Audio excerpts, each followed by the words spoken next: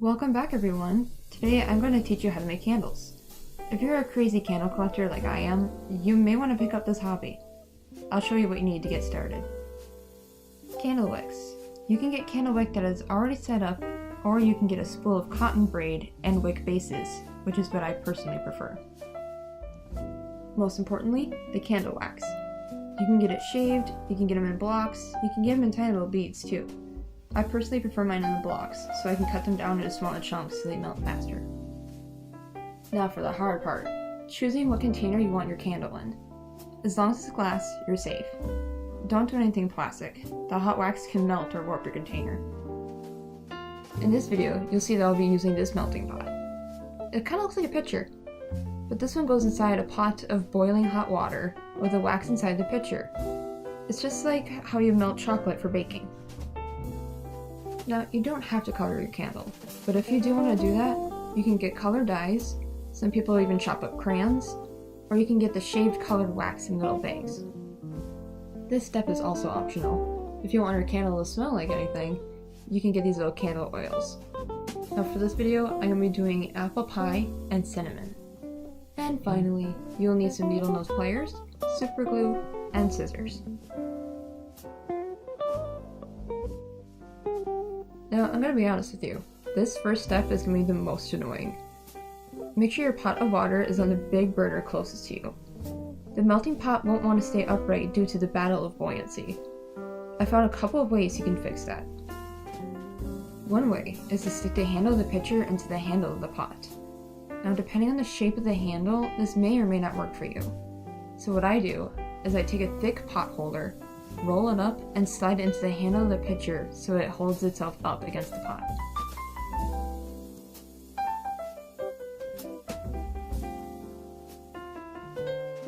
Now, depending on the pot holder, this may take a few different tries to figure out how thick you want the rolled up pot holder so it can stay still. You can see me struggle a little bit with it here.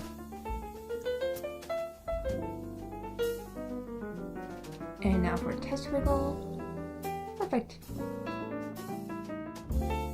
Now let's start melting some of that wax. As you can see, these are my chunks of wax that I've melted down beforehand. The smaller the pieces, the better.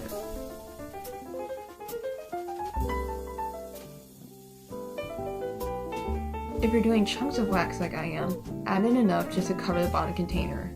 Let it melt a little bit, and add more as you need. If you're doing the shaved or pearl versions of the wax, add in 2 to 4 cups of the wax, let it melt, and then add more as needed. While we wait for that wax to melt, I'm going to show you how to make your own candle wick. First, grab one of the candle wick bases. Now grab some of that cotton thread. But since I've been using this, the end got a little bit frayed. So we're going to cut it down so I have a smoother end.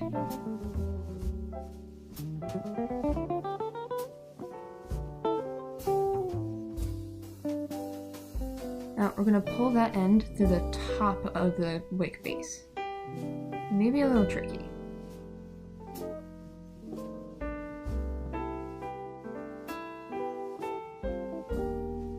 Once it's in, go ahead and pull it all the way through and back it up a little bit so it's flush with the bottom. Hold on tight. Now grab those pliers and we're going to pinch that top right where the wick and the base meet.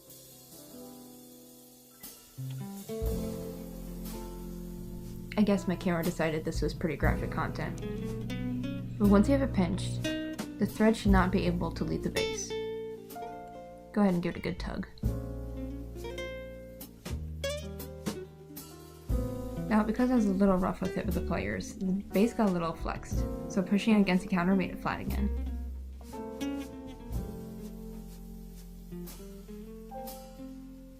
Now, to put the wick into the jar, I put a little bit of the super glue on the bottom of the wick base. Find the center of the jar, and press that base down really hard. Hold it in there a few times. You may slip around.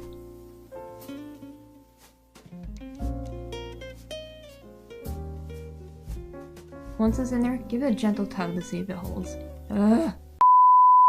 While I struggle to get my wick base in my candle, make sure you check on your wax. As it's melting, give it a good stir, and add any more if you need to. Once it's melted, you can add your coloring.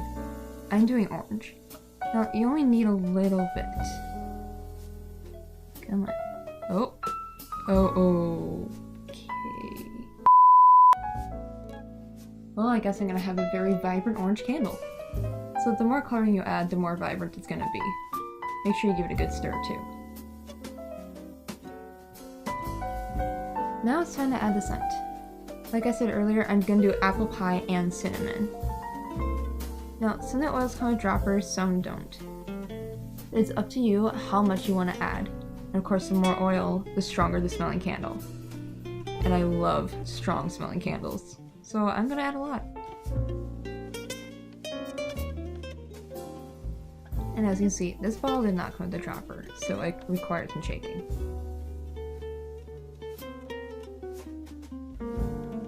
And stir.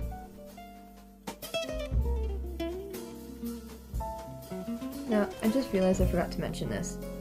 You're going to need something to hold up the wick when you're pouring the wax in there, so I just took a skewer stick, broke it in half, and held it together with a twisty tie. That way the wick can stay up. Now, you can use that pot holder that was holding the pitcher up to hold your pitcher as you're pouring into your jar. Pour slow at first. And you can pick up the speed a little bit, but don't pour too quickly. You don't want the wick to wiggle. And I realized as I was pouring, the wax was spilling a little bit outside of the jar, but that's okay.